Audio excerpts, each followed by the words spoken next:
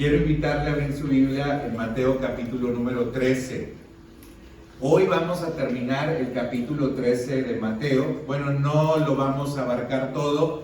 Me quería centrar básicamente en las parábolas del reino. Como usted sabe, hemos estado viendo Mateo 5 al 7, los valores del reino de Dios. Luego vimos el capítulo 10, la misión del reino de Dios. Y ahora estamos en el tercer sermón de Jesús que aparece en el Evangelio de Mateo y estamos hablando de las parábolas del reino.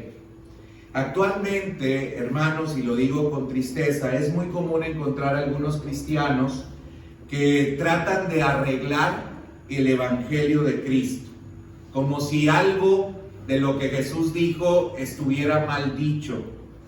Para estos cristianos o supuestos cristianos, hay asuntos del Evangelio que les parecen que son necesarios matizarlos, o incluso algunos de ellos sería bueno, consideran ellos, por ser muy ofensivos o por ser muy radicales, el eliminarlos.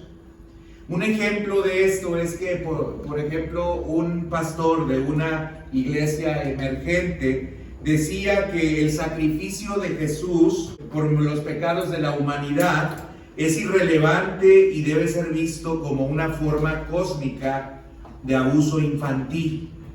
Otro ejemplo podría ser el de algunos evangélicos, entre comillas, que buscan que el evangelio sea menos exclusivo y que se suavicen las consecuencias de no seguir el evangelio, como puede ser el evitar el hacer alusión al infierno o a la ira de Dios. Parece que estos asuntos o estos temas que son parte del evangelio, hay algunos que los quieren suavizar, los quieren matizar o los quieren incluso hasta eliminar. Y esto ha tenido buenos efectos para algunos grupos, puesto que esto ha logrado que al matizar estas cosas, eliminar estas cosas, entonces algunos se sientan pues muy acogidos en algunos lugares o en algunos espacios y consideren que ellos están bien.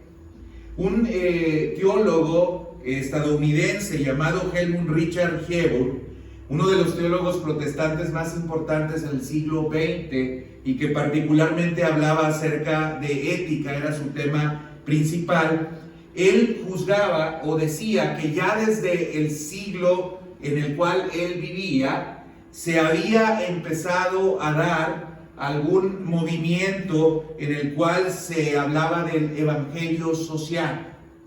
Y el evangelio social precisamente hablaba acerca de matizar algunas cosas del evangelio. Pero él consideraba que este evangelio estaba torcido, porque este evangelio hablaba de un Dios sin ira, hablaba acerca de un Dios sin ira que trajo a los hombres el evangelio que estaban supuestamente sin pecado, un reino que no tenía ningún tipo de juicio y a través de ministraciones que hacía Cristo sin una cruz. Estos elementos son muy comunes el día de hoy en algunos mensajes.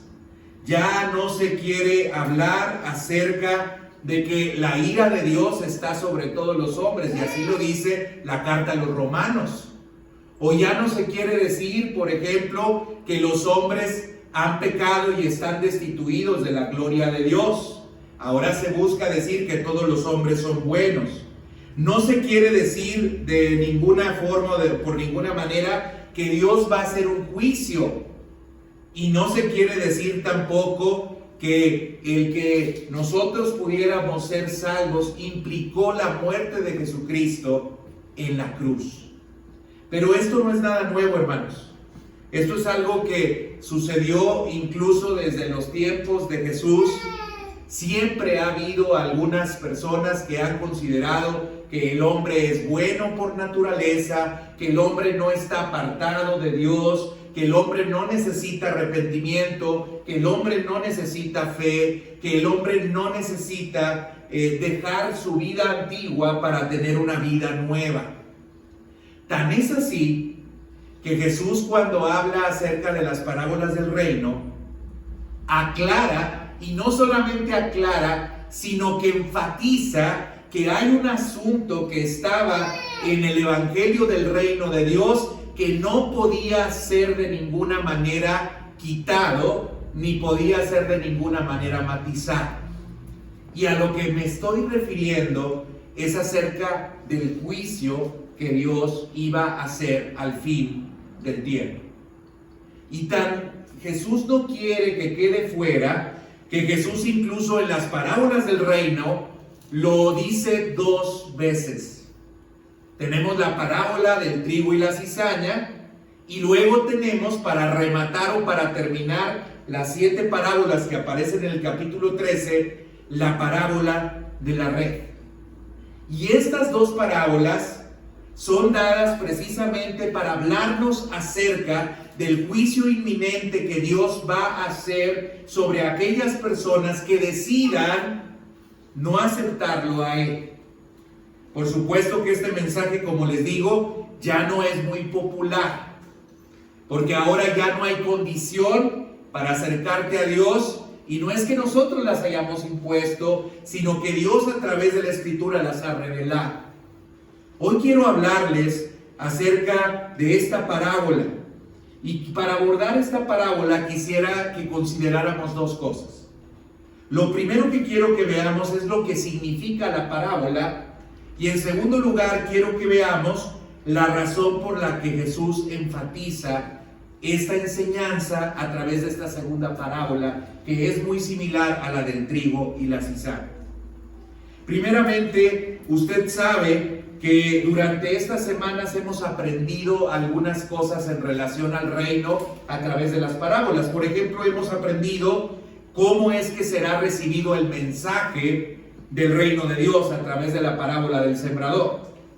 Hemos visto también cómo será el crecimiento y el desarrollo del reino de Dios a través de la parábola de la semilla de mostaza y a través de la parábola de la levadura. Hemos visto también cuál es el valor que tiene el reino de Dios a través de la parábola de la perla de gran precio y de la parábola del tesoro escondido.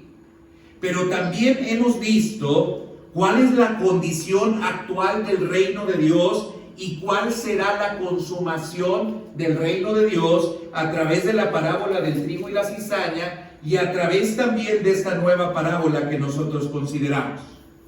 En Mateo 13, 47 al 50, nosotros podemos leer: asimismo, el reino de los cielos es semejante a una red que, echada al mar, recoge toda clase de peces. Cuando está llena, la sacan a la orilla, se sientan y recogen lo bueno en cestas y echan fuera lo malo. Así será el fin del mundo. Saldrán los ángeles y apartarán a los malos de entre los justos y los echarán en el horno de fuego. Allí será el lloro y el crujir de dientes. Es evidente, hermanos, que hay una semejanza considerable entre la parábola de la red y entre la parábola de la cizaña. Por ejemplo, la verdad que se revela es exactamente la misma, o que se presenta es exactamente la misma, solamente que se está utilizando 2 ilustraciones diferentes. Hay un trabajo por hacer. En el caso de la parábola del trigo y la cizaña, el trabajo es sembrar. En el caso de la red, de la parábola de la red, el trabajo es pescar. También hay similitudes en el sentido de que hay dificultades en el trabajo que se hace. Por ejemplo, la presencia de la cizaña en el campo junto con el trigo nos habla acerca de la dificultad presente del reino. Pero también se nos habla acerca de la presencia de todo tipo de peces en esta red que se lanza al mar, de entre los cuales tiene que haber una selección. Hay también semejanzas entre la parábola del trigo y la cizaña y la de la red, porque encontramos que hay un tiempo para la separación. Cuando Jesús habla del trigo y la cizaña, dice: no cortes o a través obviamente de la enseñanza que está dando, no cortes la cizaña, no vaya a ser que queriendo cortar la cizaña, cortes también el trigo. Así es que habrá un tiempo en el cual se tendrá que hacer eso. Y lo mismo ocurre cuando habla acerca de la red. Habrá un tiempo luego de que se pesca, que se trae todo a la orilla, y estando en la orilla, entonces se empieza a separar lo que es bueno y lo que no es bueno. Ahora, ¿qué significa la parábola? Bueno, ya habíamos visto que como las parábolas son semejantes, pues tendrán que significar lo mismo. Y habíamos dicho anteriormente cuando hablábamos acerca de la parábola del trigo y la cizaña, que la parábola del trigo y la cizaña, al igual que esta, no es dada para prohibir la disciplina en la iglesia. Porque muy comúnmente estos pasajes se han utilizado para tratar de indicar que en la iglesia no se debe de aplicar ningún tipo de disciplina, porque si hacemos esto corremos el riesgo o el peligro de que juntamente con lo que está sembrado, que es la cizaña, podamos también arrancar el trigo, o que en el caso de los peces también nos podamos equivocar. La parábola no tiene esta idea, porque Jesús y los discípulos enseñan a lo largo de la Escritura que la disciplina en el contexto de la iglesia tiene que darse. Por ejemplo, vemos al mismo Jesús en Mateo capítulo 18, versículos 15 al 22, diciendo que si tu hermano peca contra ti, entonces ve y ponte a cuentas con él, o ponte a arreglar la situación con él. Si él no te hace caso, llama a otro testigo. Si la persona que está como testiga no es suficiente para que la persona se arrepienta, preséntalo dentro de la comunidad. Y si dentro de la comunidad la persona no se arrepiente, entonces dalo por gentil o por publicar. Entonces no encontramos de ninguna manera en la enseñanza de Cristo la exclusión de la disciplina dentro de la iglesia. Por lo tanto, no podríamos pensar que este pasaje es dado para ello. Incluso hay pasajes en Primera de Timoteo, en Tito, en Segunda Tesalonicenses, en Segunda los Corintios, en los cuales claramente el apóstol Pablo señala las acciones que se deben de llevar a cabo dentro de la iglesia para evitar que la iglesia se contamine. Así es que la parábola no la podemos entender en el sentido de que lo que nos está diciendo es que dejemos todo hasta el final, y allá en el final se conocerá quién es bueno y quién es malo. Sí nos lo está diciendo en un sentido, pero no en el sentido en el cual a veces nosotros lo queremos aplicar o lo queremos conocer. ¿Qué significa, hermanos? Bueno, el mar se entiende que es el mundo, aunque Jesús no lo explica aquí. Sí lo explica en el caso del trigo y la cizaña, porque dice que el campo, él da una explicación sobre esa parábola y dice que el campo es el mundo. Acá no da esta explicación, pero se sobreentiende que el mar tendría que ser también el mundo. Luego, otra cosa que nos dice el texto es que el reino es la red. Escuchen, el reino es la red. No está diciendo que la iglesia sea la red, pero sí el reino que se hace presente a través del mensaje del evangelio. Este es entonces la red. Pero lo importante aquí, y vemos cómo Jesús se enfoca principalmente en esto, no es explicarnos algo en relación a la red o explicarnos algo en relación al mar, sino que Jesús se enfoca principalmente en estos versículos en hablarnos acerca de un juicio que Él va a hacer al final de los tiempos. Realmente ese es el enfoque que Jesús nos quiere presentar aquí. Jesús no quiere explicarnos qué es el mar y lo que hay en el mar, y corríamos el riesgo nosotros de tratar de alegorizar y de encontrar un significado al mar que Jesús no está dando. Jesús no se enfoca en eso. Jesús tampoco se enfoca en hablar acerca de la red y de la manera en la cual se hacía la pesca en aquella época y de cómo nosotros debemos de pescar en este tiempo. No está ahí el énfasis del pasaje. el pasaje está enfatizado en el hecho de que Dios va a hacer un juicio para discriminar entre los malos y los buenos. Es algo que se quiere enfatizar y que nosotros no podemos perder en la parábola, hermanos. No podemos olvidar de la parábola. Como decía hace un momento, lamentablemente algunos queremos matizar cosas, pero parece que Jesús quiere enfatizar las que nosotros matizamos. Nosotros queremos desaparecer o quitar cosas, pero parece que Jesús nos las quiere poner en letrita roja y bien grande para que no las olvidemos. ¿Qué sentido tendría el que Jesús repitiera una cosa? Bueno, algo que nos enseñaron en hermenéutica es que las cosas repetidas son importantes. Y si una y otra vez Jesús dice algo, tendríamos que poner mucha atención a lo que está repitiendo. En un espacio muy corto, Jesús refuerza o enfatiza algo, y esto es que Dios va a hacer un juicio y va a separar entre los buenos y entre los malos. Miren, hermanos, el día de hoy el humanismo ha tomado mucha fuerza, a pesar de que hay muchas maneras en las cuales nosotros podemos echar por tierra la idea de que el hombre es bueno.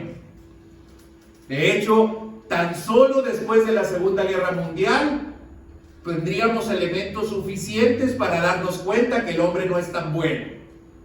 Si fuese tan bueno, entonces ¿cómo es que hace esta clase de barbaries? ¿Cómo puede permanecer durante 6 años en una guerra que está matando a millones de personas? ¿Cómo es posible que se pueden tomar acciones en las cuales se pretende exterminar a un grupo de personas, como es el caso de los judíos? Si el hombre fuese muy bueno, entonces estas cosas no ocurrían.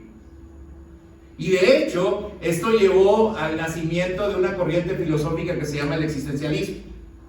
Es decir, el humanismo, que todos pensaban que el hombre era bueno, pues se ve muy vapuleado y golpeado con estas situaciones que son muy evidentes, que nos muestran que el hombre no es tan bueno como lo queremos pintar o lo queremos presentar. Sin embargo, a pesar de que esto que les digo puede ser un argumento en contra de que el hombre en esencia es bueno, hay personas que insisten en señalar esto.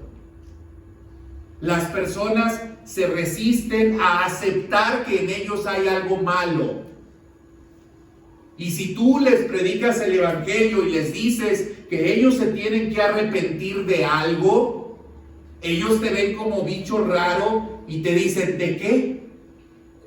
Yo no he hecho nada malo, yo soy una buena persona. Y el detalle es que la categoría que ellos utilizan para hablar acerca de la bondad o de la buena persona son sus propios criterios y no los criterios que Dios establece. Por ejemplo, ellos dicen, pues yo nunca he matado a nadie. Y es muy común que la mayoría de la población no haya matado a alguien. O a lo mejor algunos dicen, no, yo no le procuro el mal a nadie. Bueno, eso decimos, pero ¿a poco no hay rencor, no hay odio, no hay resentimientos en nuestros corazones a veces contra algunas personas y llevamos a cabo acciones que no corresponden a una persona que ama? Pero la gente se empeña, se esfuerza con todo lo que tiene para tratar de afirmar y de decir que ellos son buenos. Incluso lo hacemos también dentro del contexto de la iglesia. Y a lo mejor usted me dice, ay pastor, entonces usted está diciendo que yo no soy bueno. Sí, yo le estoy diciendo que usted no es bueno. Lo es solo por y solo si Jesús está en su corazón. Solo si la simiente de Dios está en usted, entonces es que usted, como dice la Escritura, no puede pecar. Solo si Cristo viene a ser morada en su vida, es que usted no puede pecar. Pero la Biblia es clara diciendo, por cuanto todos pecaron y están destituidos de la gloria de Dios. El apóstol Pablo enfatiza esto en la carta de los Romanos cuando dice, no hay justo ni aún uno. No hay quien entienda, no hay quien haga lo bueno. Todos a una se descarriaron, haciendo referencia al profeta Isaías. Hermanos, los hombres no son buenos, aunque el día de hoy nosotros así queremos decir. Y obviamente, si tú dices esto a las personas se sienten cómodas, ¿no? ¿Quién se va a sentir incómoda si tú le das una palmadita y tú le dices, eres excelente, eres muy bueno, no hay nada en ti que necesites cambiar, es más, quisiéramos todos ser como tú? ¿Cómo no se va a sentir cómoda una persona si nosotros hacemos esto? Pero el Evangelio no hace esto, hermano.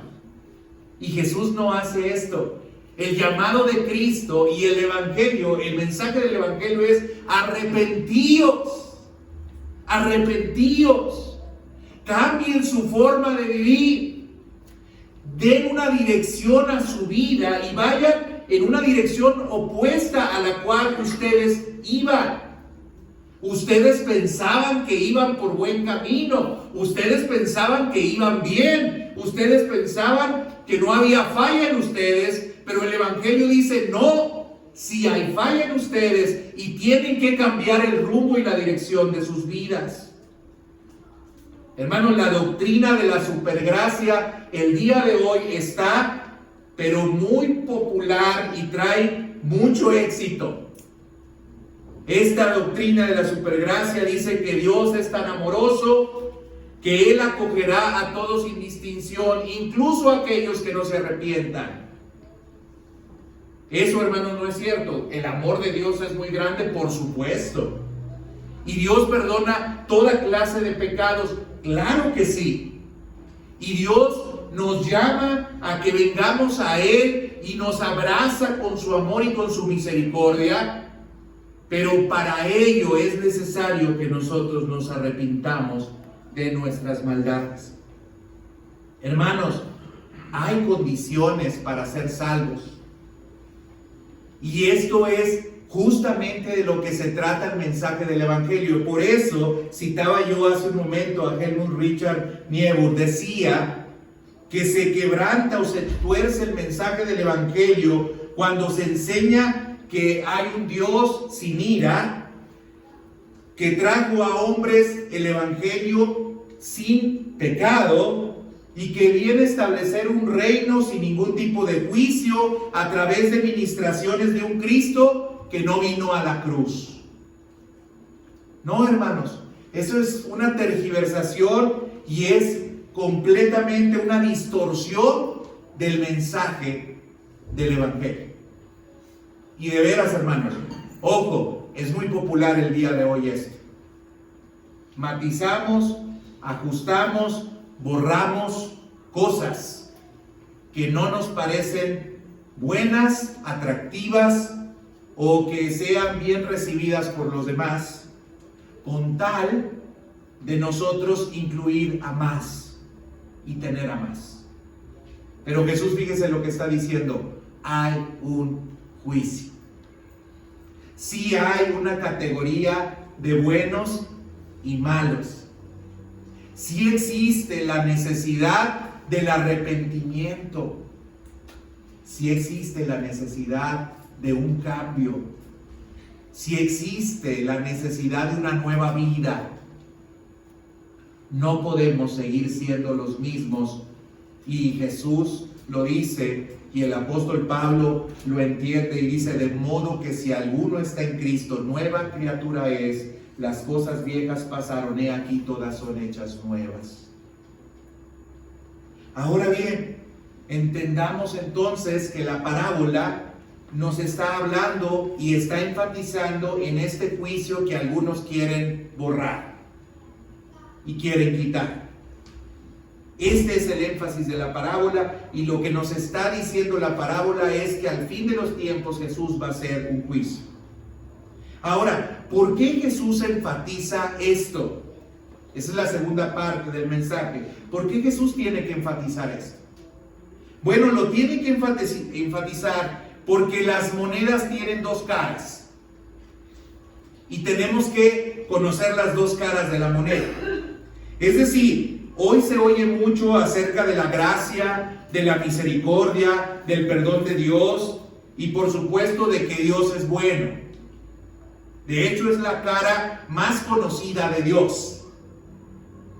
Pero no enseñamos, lamentablemente, o no enseñan muchos, que Dios también es un Dios de ira. Entonces solamente estamos presentando una cara o un lado de la verdad, pero no estamos presentando la verdad completa. Sí es cierto que Dios es amor, sí es cierto que su gracia es grande, sí es cierto que Dios es misericordioso, pero también es cierto, y escúchenlo muy bien, que Dios es un Dios de ira. Esto a lo mejor no lo ha escuchado usted mucho, aunque seguramente lo ha conocido, pero no lo quiere tampoco enfatizar. Nos gusta más la otra parte. ¿A quién no le gusta que le digan que Dios nos va a amar, nos va a recibir, siempre nos va a pasar por alto todo? Eso es padrísimo, a cualquiera de nosotros nos gusta escuchar esa parte. Pero la otra parte también tiene que ser escuchada. Mire, en el Antiguo Testamento, Dios juzgó a Adán y a Eva sacándolos del huerto del Edén. Dios juzgó al mundo corrupto que vivió en el tiempo de Noé, enviando un diluvio. Dios juzgó a Sodoma y a Gomorra, destruyéndolas con fuego del cielo.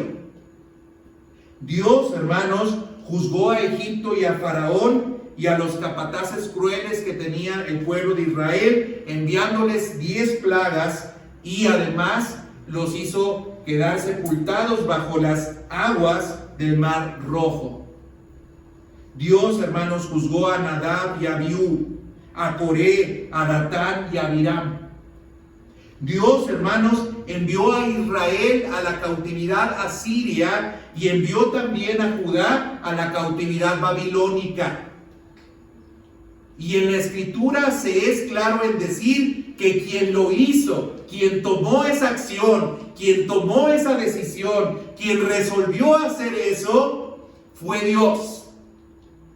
No fue una cosa circunstancial, no fue una cosa así nada más pasajera, no fue un accidente. Relata la Biblia en el Antiguo Testamento que Dios tomó acciones, Dios movió las cosas, Dios cambió el curso de los acontecimientos de la historia. Dios se hizo presente para manifestar su ira y su enojo contra la humanidad. Y esa verdad está contenida en el Antiguo Testamento, pero no solamente en el Antiguo Testamento, sino también en el Nuevo Testamento.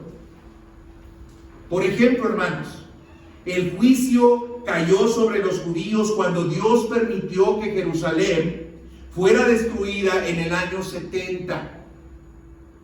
Porque el mismo Jesús, entrando a Jerusalén, dijo: oh Jerusalén, Jerusalén, si en verdad conocieras el tiempo de tu visitación.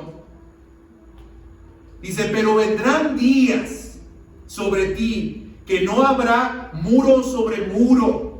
Todo será derribado y todo será destruido, porque no conociste el tiempo de tu visitación. No solamente en el Antiguo Testamento, sino en el Nuevo Testamento encontramos manifestaciones del enojo, de la indignación y de la ira de Dios por causa del pecado. Hermanos, en el libro de los Hechos encontramos a Ananías y Zafira cayendo muertos frente al apóstol Pedro por querer engañar al Espíritu Santo, queriendo presentar ante la iglesia una cantidad de dinero que no correspondía al dinero que tenía el campo o el terreno que ellos habían vendido. Hermanos, podemos encontrar cómo Herodes cae muerto por su orgullo y cómo Elimas por oponerse al Evangelio también es juzgado en el libro de los Hechos. Miren, hermanos, Dios es amor. Primera de Juan 4:8. Pero Dios también es temible. Dios también es un Dios de ira.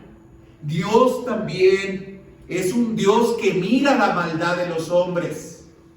Dios también es un Dios que juzga.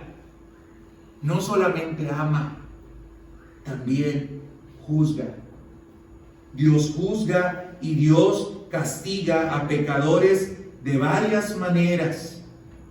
A veces lo hacía de manera directa a través de experiencias meteorológicas, como podría ser, por ejemplo, una lluvia o un diluvio, 40 días y 40 noches sin dejar de llover en la tierra.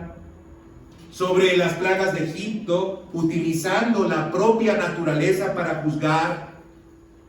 Encontramos que Dios se ha manifestado de esa manera. Sin embargo, aunque este concepto es muy impopular y muy poco predicado hoy en día, esta es una realidad que aparece en las Escrituras. Hay una naturaleza dual en Dios. Dios es amor, pero Dios también es un Dios de ira. Romanos 11:22. Vea lo que dice. Voy a leerlo en la Nueva Versión Internacional. Romanos 11:22. Por tanto, considera la bondad y la severidad de Dios. Fíjense cómo el apóstol Pablo habla acerca de la bondad, pero también nos llama a que consideremos no solamente la bondad de Dios, sino la severidad de Dios. Y sigue diciendo, severidad hacia los que cayeron y bondad hacia ti. Pero si no te mantienes en su bondad, tú también serás desgajado. Palabras del apóstol Pablo, en las cuales habla acerca de estas dos caras de la moneda, o que habla acerca de estas dos naturalezas que hay en Dios. El profeta Nahum también habló acerca de eso. Por ejemplo, podemos ver en Nahum capítulo número 1, versículo 2. Jehová es Dios celoso y vengador. Jehová es vengador y lleno de indignación. Se venga de sus adversarios y guarda enojo para sus enemigos. Cuando uno escucha estas palabras, dice, no, ese Dios yo no lo quiero. Bueno, será tu decisión. Si no quieres ese Dios. Pero vea lo que dice también Nahum 1:7. Jehová es bueno, fortaleza en el día de la angustia y conoce a los que en él confían. Esa es la otra parte de Dios. Dios es bueno y es fortaleza en el día de la angustia y conoce a los que en él confían. ¿No ha sido Dios así para con nosotros? Dios se ha manifestado así también. Lamentablemente, hermanos, muchos cristianos y no cristianos se han pintado y acomodado a la imagen de un Dios que no es el Dios de la Biblia. No es el Dios de la Biblia. Y tristemente hacen caso omiso para entonces vivir como les da su regalada gana. Esa es la realidad. Las personas viven la espiritualidad, como decía una canción, a su manera. A mi manera. Yo creo en Dios a mi manera. Yo creo en Dios de la forma que me sea más cómodo creer en Él. Y eso es tan claro. Si usted le pregunta a cualquier persona si cree en Dios, todos le van a decir que sí creen en Él. Santiago decía, pues bien haces, hombre de Dios, pero tienes que saber que los demonios también creen y tiemblan. Es decir, creemos en Dios como un asentimiento intelectual de que efectivamente tiene que haber un poder superior a nosotros que se expresa y se mueve en este mundo, pero no lo conocemos de manera personal ni como alguien que tiene un carácter santo que nos invita a vivir de acuerdo a ese carácter santo. Nada más reconocemos la existencia de un poder superior a nosotros. El problema de muchos, hermanos, es que consideran que Dios actúa como ellos piensan. Es decir, creen que Dios dejará sin castigar al culpable. Y fíjense lo que dice en Nahum que estábamos leyendo: Jehová es bueno, pero también Jehová se venga de sus adversarios y guarda enojo para sus enemigos.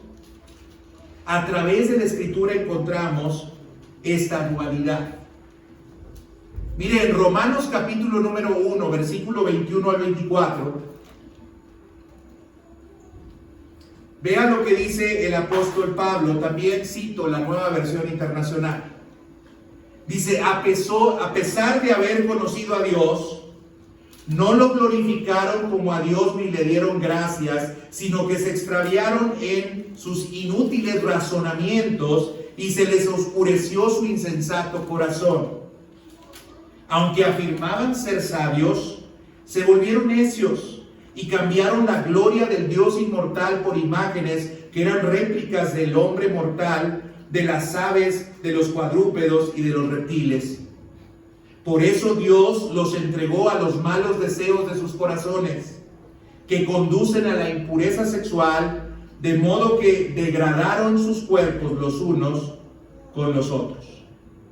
Romanos 1, 21 al 24 habla acerca de aquellos que recibieron una revelación de parte de Dios, pero no quisieron ajustarse a la revelación que habían recibido acerca de Él.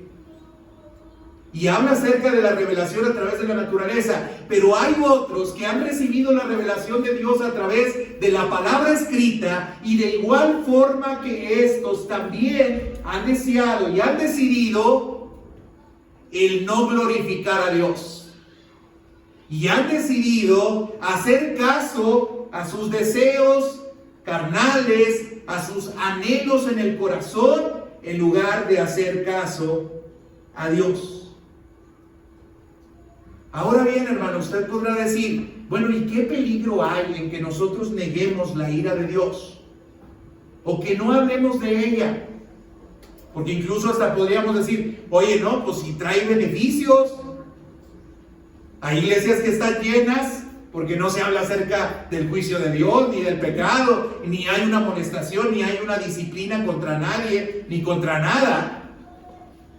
Y entonces podríamos decir: pues, ¿y si le bajamos tantito rayitas a esto de la ira y acentuamos muchito la parte del amor?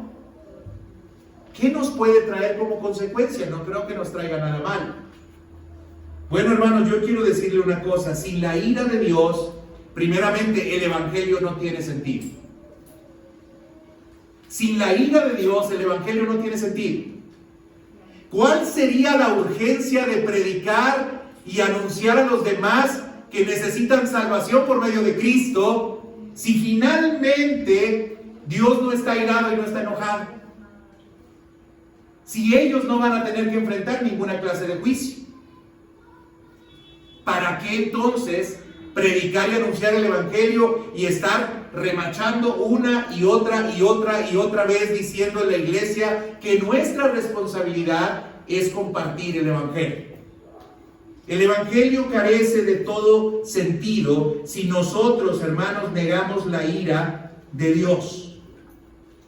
No entendemos que la razón del evangelio es darnos precisamente la salvación ¿de qué? De la ira de Dios. Por eso se anuncia el evangelio, porque Dios está airado con los hombres, pero hay una buena noticia. Y la buena noticia es que Cristo Jesús murió por nuestros pecados conforme a las Escrituras, y que resucitó al tercer día, y que por medio de nuestra identificación con Él nosotros podemos ser salvos.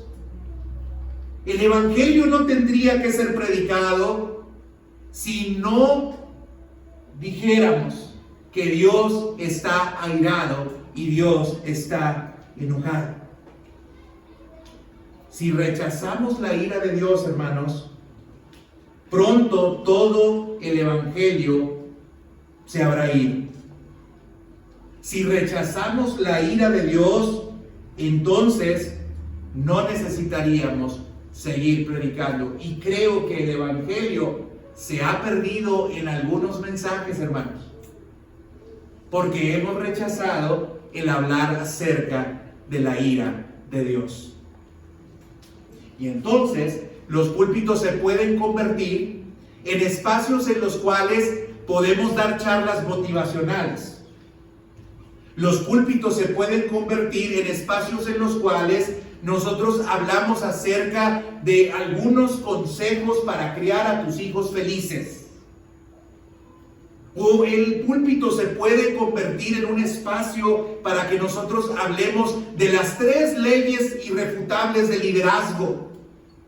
O los púlpitos se pueden convertir en un espacio desde el cual nosotros hablemos acerca de algunos otros temas que sean de interés para las personas.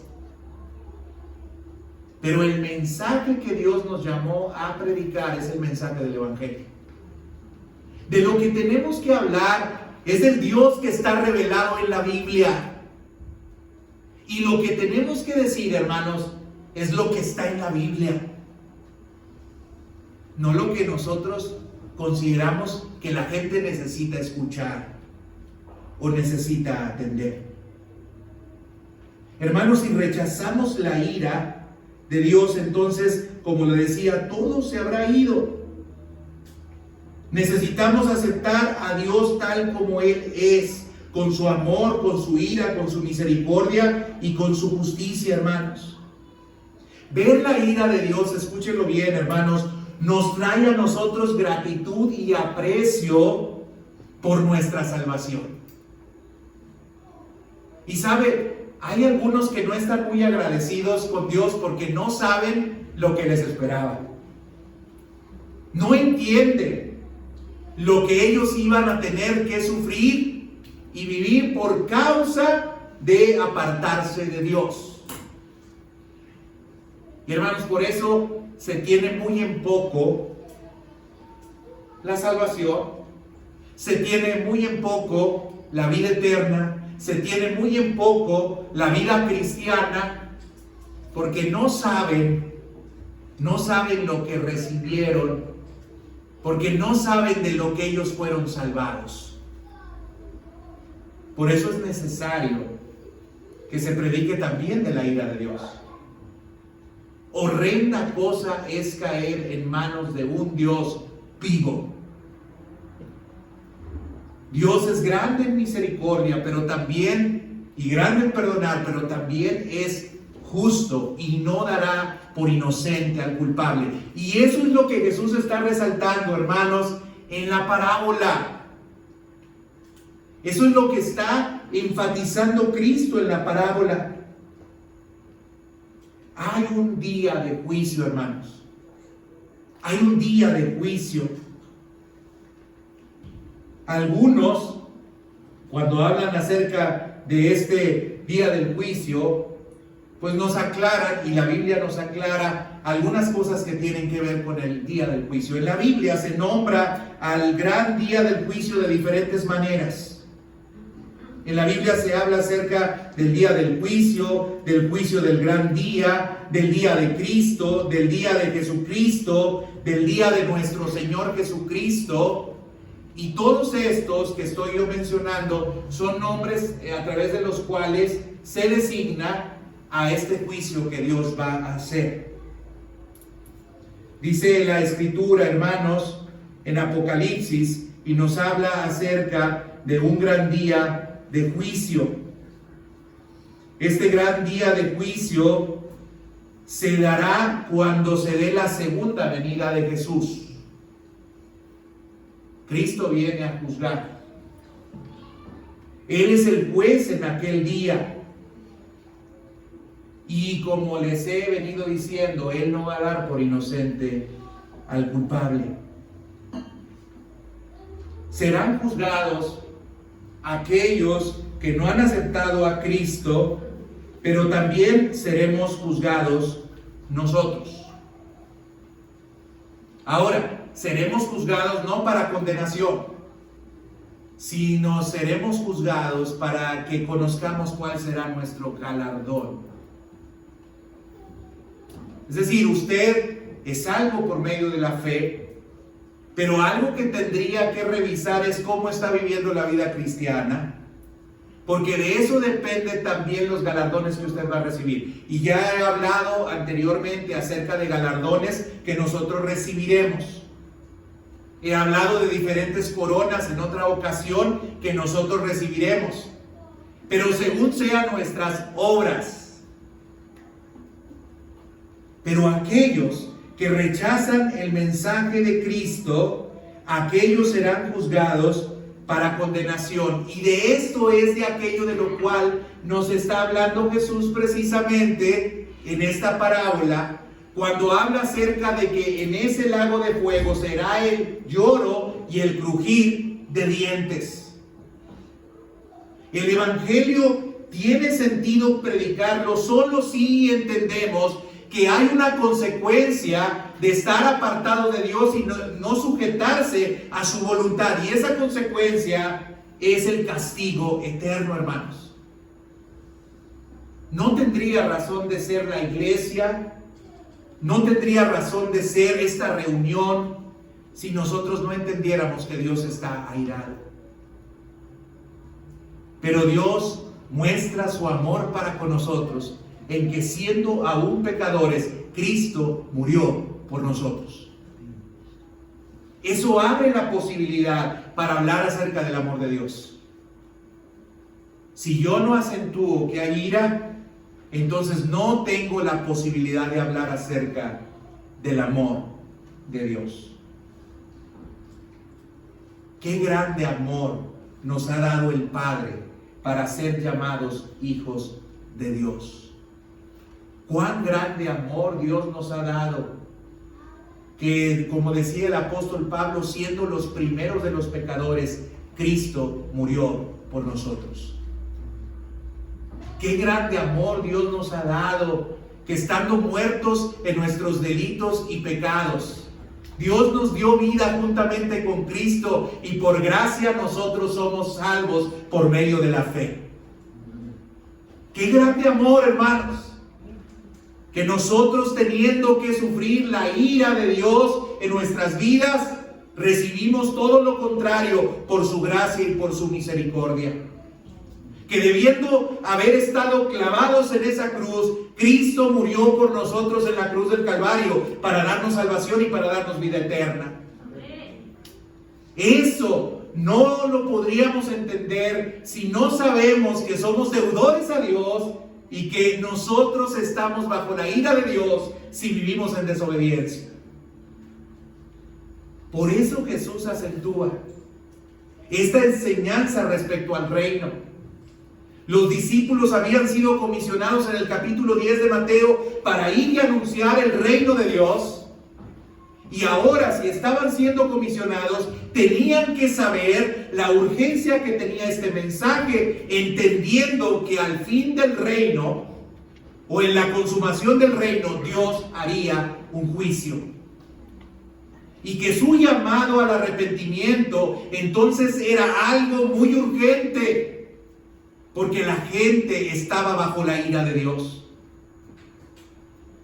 Hermano, una manera muy sencilla de entender esto, y yo creo que hemos dejado de lado algunas cosas simples del Evangelio, es leer, por ejemplo, literatura que sea acorde a la Biblia,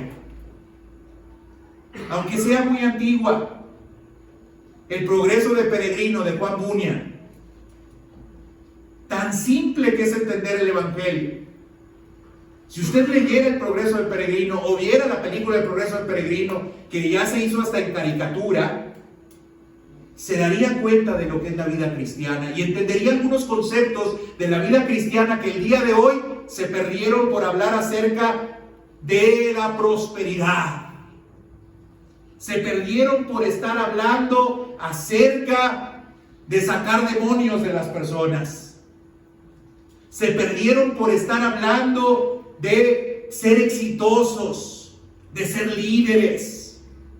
Y se perdió el mensaje del Evangelio, hermanos. Se perdió el mensaje del Evangelio. La gente necesita a Cristo, porque si no va a ser condenada. Y lo dice el Evangelio de Mateo a través de esta parábola que Jesús nos está dando. Miren lo que dijo Jesús, y con esto termino. Miren lo que dijo Jesús. Mateo capítulo número 13, 47 al 50. Asimismo, el reino de los cielos es semejante a una red que echada al mar recoge toda clase de peces. Cuando está llena, la sacan a la orilla, se sientan y recogen lo bueno en cestas y echan fuera lo malo. Echan fuera lo malo. Así será el fin del mundo. Saldrán los ángeles y apartarán a los malos de entre los justos. Apartarán a los malos de entre los justos. Y añade, y los echarán en el horno de fuego. Allí será el lloro y el crujir de dientes. Jesús lo dijo y Jesús lo enfatizó. En estas 7 parábolas, 2 de ellas nos hablan acerca del juicio que va a venir. Si queremos quitar eso de la Biblia, hermanos, estamos perdiendo el Evangelio. ¿Y sabe qué? Yo no estoy dispuesto a perderlo. Si no es popular, ni modo. Si no es algo que amase a la gente y que atraiga a la gente, ni modo. Pero estamos bajo la ira de Dios y solamente por la gracia de Cristo nosotros podemos recibir perdón para nuestros pecados. Dios nos llama, hermanos, a acercarnos a Él. Y no importa dónde estés, hermano, aunque estés sentado en el banco de una iglesia, Dios va a apartar a los justos de los malos. No importa que vengas todos los domingos a la iglesia, Dios va a apartar a los justos de los malos. No importa que diezmes y que diezmes mucho, Dios va a apartar a los justos de los malos.